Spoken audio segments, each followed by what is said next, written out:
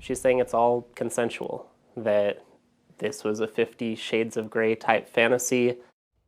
So a Scottsdale man's fantasy landed him in jail, charged with kidnapping and assault. Police say he beat his girlfriend and held her hostage in a sex dungeon for months. He is out of jail now. His girlfriend is talking to us. She says the whole thing is a misunderstanding. Lauren Reimer spoke to the woman. Lauren, despite what the police report says, she says she did not have to escape.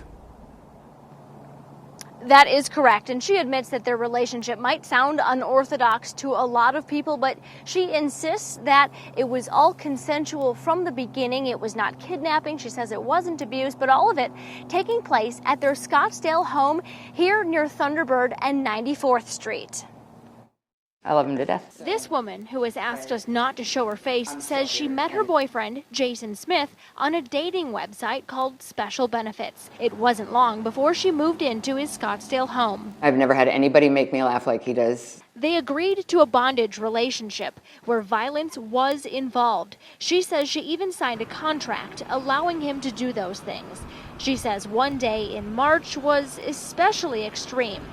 The police report shows Smith used an electric shock collar on her, whipped her 50 times with a bullwhip, and at one point her wrist was broken. It wasn't fun, but I consented to it when I got here. Worried there was an emergency, their roommate made an audio recording of what was going on in the house and later took it to police. Anybody that hears the recording is going to say whatever they're going to say, and I get it, and I understand the police department.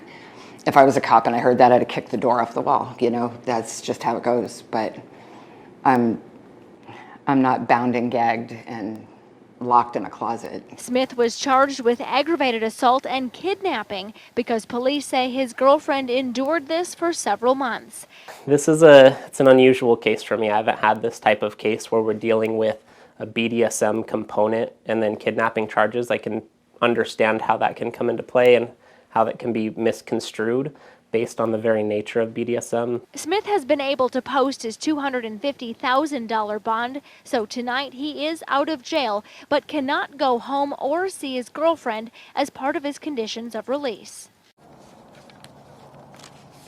Now, she has even written a letter to the courts. I have it right here. She's asking them not to prosecute her boyfriend, but she says that she's hoping that they do get back together eventually. Heather.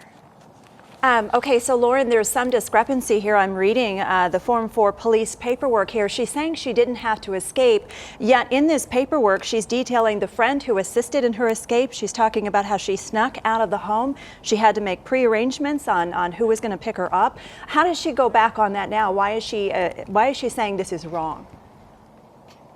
Right, so it comes down to essentially two different stories. She's claiming she told police her story. Her roommates told police another story. She says she did leave the house one night and meet them up, and that is when the friends flagged down an officer and handed over that audio.